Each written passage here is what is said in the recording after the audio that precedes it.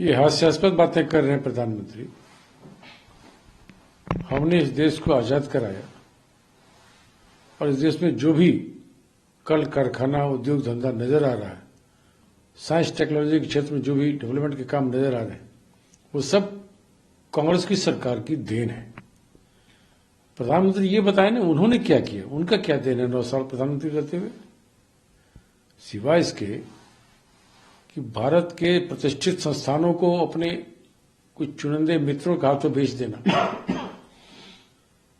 राजनीति करना, धर्म के नाम पर व्यवसाय करना, ये कोई अच्छी बात थोड़े है। उन्होंने धर्म का बेजा इस्तेमाल किया राजनीतिक फायदे के लिए। उन्होंने मर्यादा पुरुषोत्तम राम के नाम को बेचा राजनीतिक रोटी सेकने के लिए। उन्होंने क्या किया हिंदू धर्म के लिए, सनातन के लिए, सिवाय इसके कि राजनीतिक फायदा उठाने की कोशिश की। हम सभी धर्मों का मान सम्मान करते हैं। हमारे लिए मर्यादा पुरुषोत्तम श्री राम आज भी आराध्य है, पहले भी थे, आगे भी रहेंगे, लेकिन हम उनके नाम पर वोट मांगने की राजनीति नहीं करते। कांग्रेस से कम इतना चीज उनको सीखना चाहिए प्रधानमंत्री को। सर्वानंद सोनोवाल कहते हैं, दिग्विजय सिंह से उन्होंने पूछा कि जरा बताइए कि कांग्रेस की जब सरकार थी तो उसने क्या किया राम मंदिर के लिए, क्या किया? कुछ नहीं किया। प्रधानमंत्री ने कोई कसर नहीं छोड़ी इसको बनाने में। ये भी भ्रम फैलाने की कोशिश लोग लगातार कर रहे हैं। मंदिर का निर्माण सर्वोच्च न्यायालय के फैसले के अनुरूप हुआ है। मामला कोर्ट में लंबित था। आरंभ से कांग्रेस ने कहा था कि कोर्ट का फैसला सर्वमान्य होगा और कोर्ट ने इसमें फैसला लिया, उसी फैसला के अनुरूप मंदिर बना है। बीजेपी ने भी तो ही काम किया है, कोई अलग से तो मंदिर बना नहीं दिया, कोर्ट के फैसले का फॉलोअप किया, जो हम भी चाहते थे। इस बिंदु पर कोई भी राजनीतिक फायदा लेने की कोशिश न करे भाजपा वाला। कांग्रेस ने वही किया जो उसकी बुनियादी सिद्धांतों नीतियों में रहा है। हम कोर्ट का सम्मान करते हैं, हम सभी धर्मों का सम्मान करते हैं, हम भाईचारा कायम करना चाहते हैं, हम धर्म की आड़ में राजनीतिक रोटी नहीं सेकते।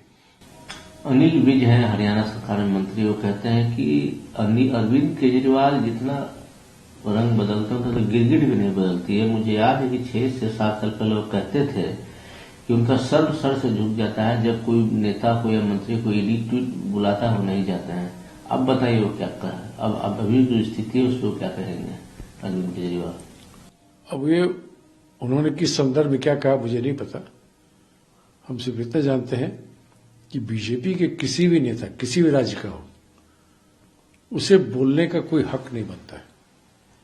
बीजेपी ये बताए ना, महंगाई इतनी क्यों बढ़ी गई बीजेपी शासन में, पेट्रोल डीजल रसोई गैस की कीमत क्यों आसमान छूती रही, खाद्यान्न पदार्थों की कीमत क्यों बढ़ती रही, रोजगार कहां चला गया। इन बिंदुओं पर बीजेपी वाले बात न करके दूसरों को आरोप प्रत्यारोप लगाते रहते हैं, और दूसरे को आरोप प्रत्यारोप नहीं मिलता है तो उन्हें परेशान करने के लिए ईडी, सीबीआई और सरकारी एजेंसियों को लगा देते हैं। मैं नहीं समझता हूं बीजेपी के कोई भी नेता किसी विपक्ष से जुड़े नेता के ऊपर कोई सवाल करे। बीजेपी को इन सवालों का जवाब देना पड़ेगा जो देश की जनता बैठी हुई है पूछने के लिए। भैया तुमने 9 सालों में देश की जनता के लिए क्या किया, महंगाई क्यों बढ़ गई, रोजगार कहां चला गया। इन बिंदुओं का जवाब बीजेपी वाला दे तो बात समझ में आएगी। राम मंदिर ट्रस्ट के कमिश्नर चौपाल कहते हैं कि हमने लालू जी और नीतीश जी के यहाँ निमंत्रण पत्र देने के लिए पत्र के माध्यम से समय मांगा था, लेकिन अभी तक उसकी स्वीकृति नहीं मिली है। स्वीकृति मिलेगी तो निमंत्रण दिया जाएगा। ठीक है, अच्छी बात है, इंतजार करें, स्वीकृति मिल जाएगी तो निमंत्रण दे देंगे।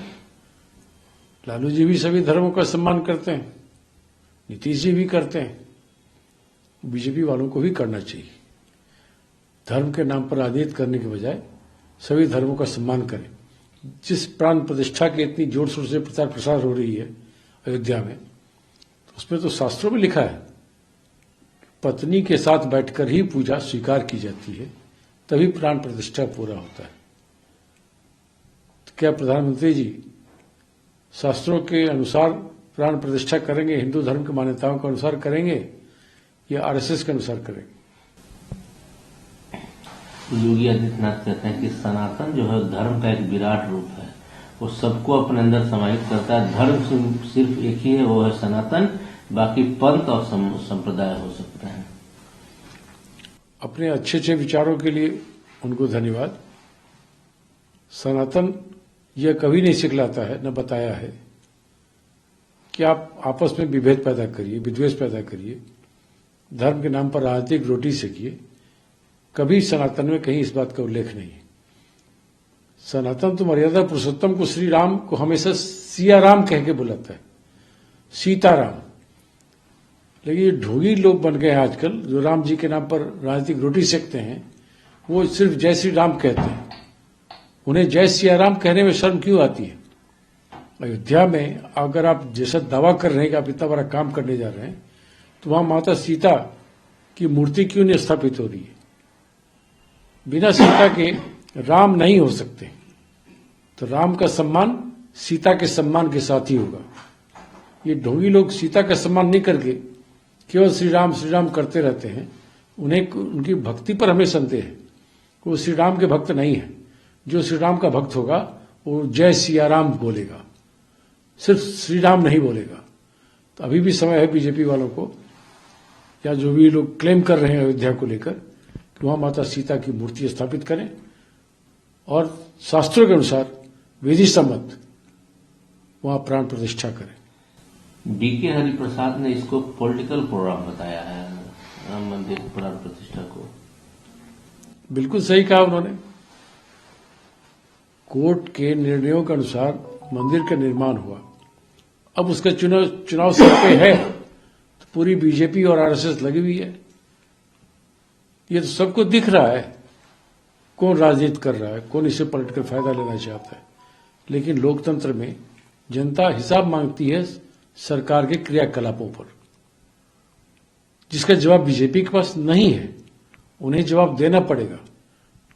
जो 70 साल में कभी नहीं हुआ, पेट्रोल डीजल की कीमत 100 रुपए लीटर नहीं गई, वो मोदी जी के शासन में 100 रुपए लीटर डीजल पेट्रोल पहुंच गया। 1200 रुपए का गैस का सिलेंडर हो गया, जो 70 साल में कभी नहीं हुआ था। इन बुनियादी सवालों का जवाब दें।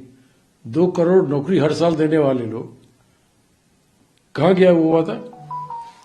वादा तो बिहार की गठबंधन सरकार ने पूरा किया। एक दिन 1,20,000 लोगों को हमने नियुक्ति पत्र बांटे हैं।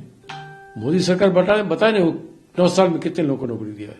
व्हाइट पेपर जारी करें, सूची जारी करें।